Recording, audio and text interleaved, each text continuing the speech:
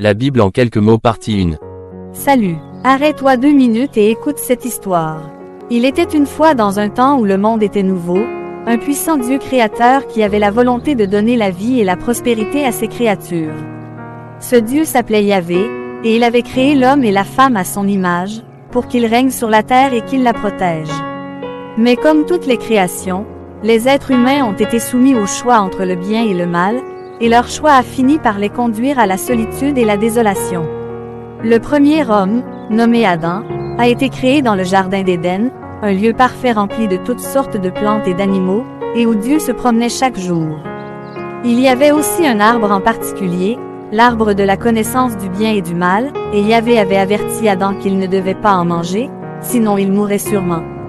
Mais un jour, un serpent rusé, qui représentait le diable, est apparu devant Ève, la femme d'Adam, et lui a dit que Yahvé avait menti.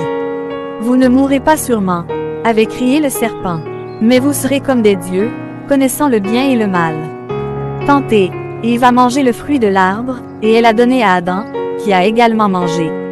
Ils se sont instantanément sentis différents, et leurs yeux ont été ouverts à toutes les merveilles qu'ils ne pouvaient pas voir auparavant. Mais ils ont également senti beaucoup de honte et de culpabilité.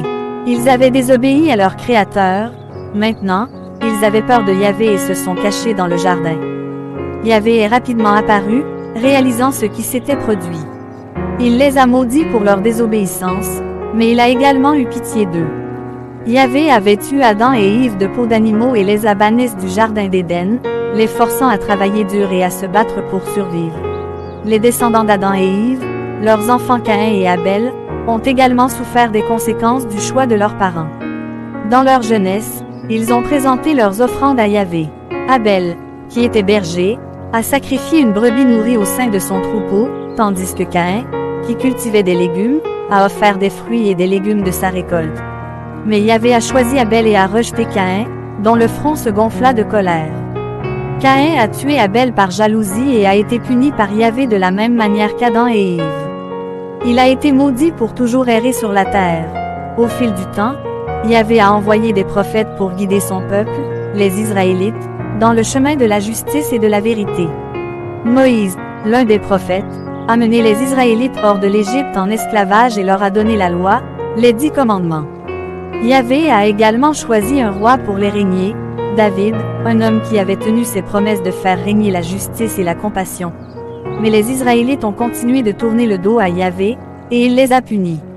Il a envoyé des ennemis dans leur terre, les Assyriens et les Babyloniens, pour les humilier et les capturer. Pendant des siècles, les Israélites se sont repentis de leurs péchés et Yahvé les a pardonnés. Cependant, Yahvé avait un plan ultime pour sauver son peuple de la damnation. Cette planète s'accomplirait par l'envoi de son Fils unique comme un sacrifice pour expier les péchés de tous les hommes.